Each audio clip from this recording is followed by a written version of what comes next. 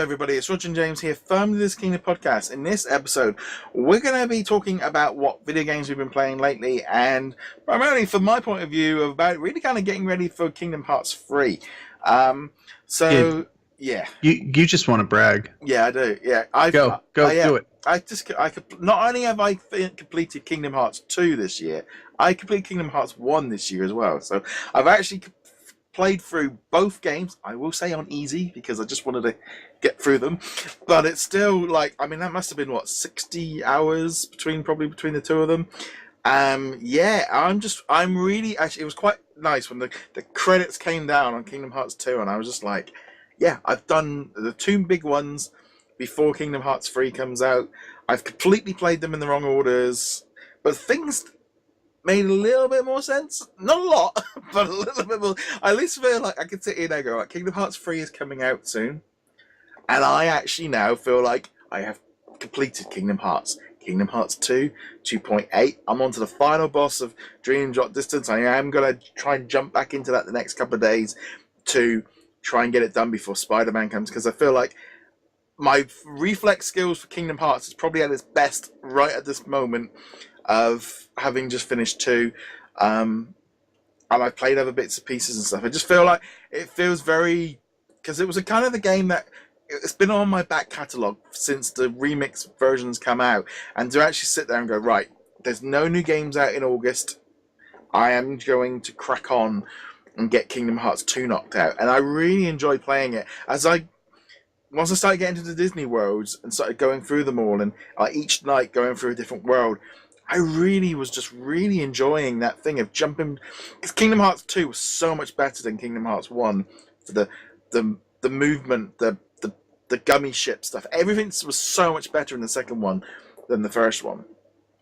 And I don't know yet because I haven't finished either of them. I got distracted. Well, not distracted, but I got a review code for Dragon Quest XI. Yeah. And as we've mentioned in the past, I am a huge traditional Japanese role-playing game fan. I've been playing Final Fantasy and Dragon Quest since they were on the Nintendo.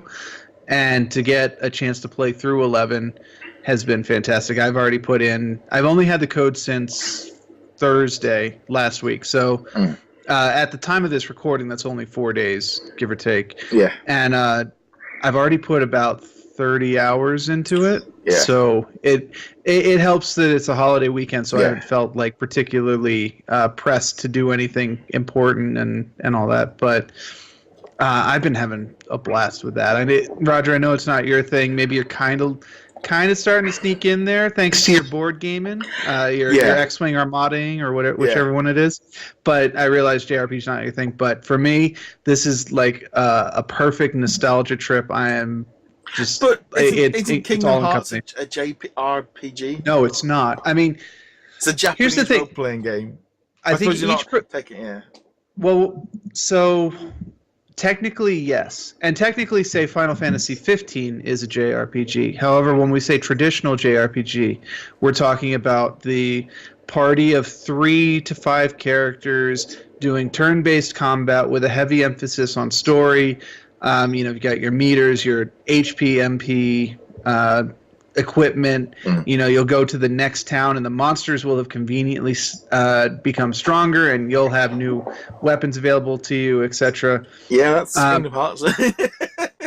But the combat system is turn-based. And there's a heavy emphasis on that style of combat. And so, Kingdom Hearts 1, 2, probably 3, I think Final Fantasy 15, 13, etc. Yeah, there was one that was much closer to, I think it was one of the Game Boy Advance games, maybe with the cards. But even that was still active combat. If you didn't react in time, you would miss your opportunity. Whereas this, you have all the time in the world to pick your attacks, your magic spells, whatever it is you want to do, strategize. It's more strategy than action.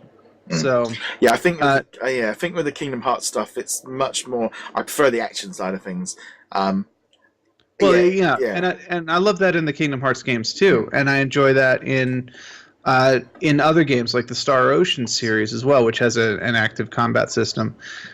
And it's all about expectations and what you're playing a game for. And Dragon Quest, now they've got the Dragon Quest Heroes games, which are like the Dynasty Warriors style, or the Hyrule Warriors style if you did the Zelda one. But it's nice to go and be like, all right, Dragon Quest 11, if the game I had played before this was Dragon Quest 3 or 4, which were Nintendo and Super Nintendo era games, I could jump into Dragon Quest 11. And aside from, refinements that have been made over 20 years to that style of game, it's still functionally the same style of game. As opposed to, say, Final Fantasy, where Final Fantasy 3 and Final Fantasy 15 are completely different styles of game. I only literally played like 20 minutes of Final Fantasy 15 last year. And it was like, and to me, I think it kind of feels like Kingdom Hearts, but not as fun, kind of. But no, it was all the bits from the Kingdom Hearts stuff that I don't like, all the Final Fantasy stuff. It was just like, it's just that kind of weird thing I think of, different kinds of games, and like with the Kingdom Hearts of jumping in, and every time you get the new blade and upgrading and doing your AP and upgrading this character and putting, it's a bit annoying. I'd rather just level up and get powerful and just stay as you are, kind of thing. But it was, I'm just trying to think of like, it feels to me like I've had like the Kingdom Hearts games on that thing of I need to finish them. It feels like, when did those remixes come out on the PS4? They were, what? It's been more than a year now. It's been over a year, and also, I actually I brought those remixes on the PS3 like 2 years ago, and my number 2.5 is still in the cellophane, because it's always been this thing of I really need to get there one day. I need to finish that game. And it really took that thing of literally sitting there in like July and August when there was not really a lot of new stuff out, and I'm going, I have to, if I don't do this now, once we hit September, that's me done. We got Spider-Man, Assassin's Creed, WWE, Super Smash Brothers, Hitman, Red Dead Redemption. That's me done till Christmas. Tomb Raider, that's right up to, it's like I haven't got time for a 30-40 hour Japanese game, so I feel like I'm ready for Kingdom Hearts 3 now. I'm actually, in a couple of weeks' time, I'm really hoping that they've got the demo at the EGX, so I can actually go play the Kingdom Hearts 3. That's the main thing I'm focusing on up there, but I definitely feel on quite a high with Kingdom Hearts. And it makes a little bit more sense. I've kind of played through the two main stories, and I've played through lots of the 3 or 4 of the other games as well, but now I feel like, I worked out, I must have easily put in at least 100 hours now into different Kingdom Hearts games. So easily. Yeah. So I feel like I'm at a point now where it's like, yeah, okay, I no longer feel like a complete noob. It's like, no, I have actually put some time in now. I couldn't really tell you any of the names of the characters, but there we go. Yeah, but have you read the 300 pages of understanding the games that the fans have put together to make sense of the nonsensical story? Yeah, things just happen in that game that it's like, Riku is now older. Okay, because he got consumed by darkness, and now he's young again. I'm like, but he's got longer hair than he had before. I'm like, what? It's like, okay, it's whatever, just kind of, it's like, Ansem's not Ansem, but he's now this person, but he's the shadow of a nobody. Like, what? It's like, oh look, Mulan. That's basically that kind of, yeah. And whether or not the story is any good or makes any sense at all, the games are a lot of fun. That's going to be the more important part in the end anyway. So it definitely, like the Lion King stages was, they were great fun. It's completely bonkers of what you're doing, but it's the kind of thing like I was playing it and going, this is like the closest to a decent like Lion King game we've had in like 20 years. I've actually, and even this game came out 15 years ago, 10 years ago, whatever it was. But it's that thing of like you jump between the world, and it's felt so. And having played through Dream Drop Distance recently when that got re-released as well, it does feel. I love the fact of how, and I can really feel myself now. I feel like I am so much more looking forward to Kingdom Hearts 3 now, because I feel like I've had that lifted for me. So now I can just enjoy the next one without kind of feeling like I need to go back and see stuff. I feel like it was such a relief when those credits came down. I'm like, oh, finally. Especially if it was 15 bosses on a trot, you're like, once it was about it was nearly 1 o'clock in the morning. I'll just start the final boss zone 3 hours later. I'm like, I need to go to bed. I got work in the morning. I'll have to keep that one in mind. Although I have to admit, for me, Kingdom Hearts 1 and 2, I'm definitely interested in playing through. But based on what I know and can comprehend of the story, I'm actually far more interested in Aqua's story and her games instead. And we know she's appearing in 3, so I don't know. I'm kind of at the point where, given the upcoming releases, we'll be talking about Spider-Man next week, I'm sure, and all that. But I don't think I've got time to go through all of them, and I might instead focus on the Aqua games. Yeah, you go that Birth by Sleep. I mean, I could, in theory, start Birth by Sleep and go through that on the remix versions, but I'm much more inclined to actually just replay 0.2 again. And and that's only 2 or 3 hours. 2-3 hours, so, because I feel like I've got a couple of nights free this week before Spider-Man hits on Friday, and then that's me done. Then I feel like. Because I feel like this year I've had a really weird year. I've actually finished quite a few games, but I've actually, for me to finish Kingdom Hearts 1, Kingdom Hearts 2, and The Last of Us, and Donkey Kong Country Tropical Freeze, and Kirby's Allies, and a few other games here and there, and it feels like I've had a bit of and then God of War and stuff like that. But I've actually feel like I've finished off quite a few major titles this year of actually finishing them and feeling kind of like, oh, that's good. That's some big, like long-standing games to have actually completed. Feels quite nice with that. Yeah, and in theory, if Spider-Man is any good, and early reviews are indicating that it is, that'll be another big one to knock off the list. If they say the 20 hours is accurate. I see you're playing with wires. Hopefully everything's... Yeah, no, I just realised I hadn't actually plugged in the electricity, so I've been running on battery. Yeah, this is like, why is the screen gone dark? But no, it's just this kind of thing of, I think with this big run of games coming out, I mean, we got the Spider-Man is going to be getting the DLC. There's 3 different packs for that. That's going to keep us going October, November, December. So actually, it's like, oh, we've actually got stuff. There's just so many good games coming out this year. But it's that thing of like that lull. Everyone's got a back catalogue that they've been wanting to finish, and it's always that feeling of nice when you actually do finish something. Oh yeah, and since we've got multiple systems and ways to play games, sometimes you're like, all right, I'm playing this game, but I'm playing the PlayStation version. I've got the Xbox, and I've got the Switch, or I've got the PC, or whatever people are playing on. It's like, and we just get torn in so many directions. So yeah, I'm definitely with you on that. It is nice to finish something. I am looking forward to finishing Dragon Quest. I'm hoping to finish it before Spider-Man, but honestly, I'm probably only halfway done with the game at this point, so we'll see. Yeah. But yeah, so many, and Lord knows I've got plenty of games in my backlog that I need to get to. I was looking at I was thinking I could just fire up Lego Star Wars Clone Wars because that's on Xbox Games Pass, and I'm actually a bit like I should play it, but I really am. I need a Lego break. And I'm actually I don't know if I can go back and do a 10-year-old Lego game right now after doing Incredibles, because Incredibles just didn't bite me. And I'm just like, no, I think I need to leave Lego alone for a while. And I think we could probably still talk about it at some point if we wanted to. But yeah, I played it back when not when it came out, but a couple of months after it came out. So it's definitely got the old style, and I think it might be difficult going back to that because a lot of the stuff that we are used to isn't there yet.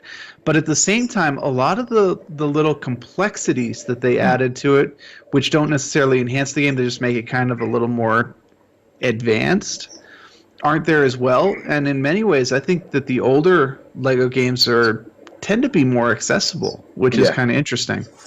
It's definitely good. I mean, it's like you look on Game Pass as well. There's so many different games on there to try out. And I was there thinking, oh, you got like The Division, and there's a few ones, and it's like Knights of the Old Republic is on Games Pass as well. I've never played that game, but I'm sitting there now going, I don't know if I can do a 15-year-old Star Wars game. That's going to take you between 60 and 80 hours to beat. It's just like I just can't justify it.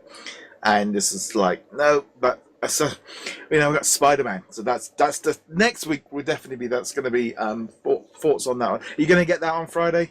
I'm planning on getting it on Friday. I'm going to wait for a couple of reviews, but so far the leaked reviews and the early impressions have all been pretty positive. So I'm 99.9% sure I'm going to pick up Spider-Man on Friday. Yeah, I need to do my digital pre-order this week to get it downloaded for Friday.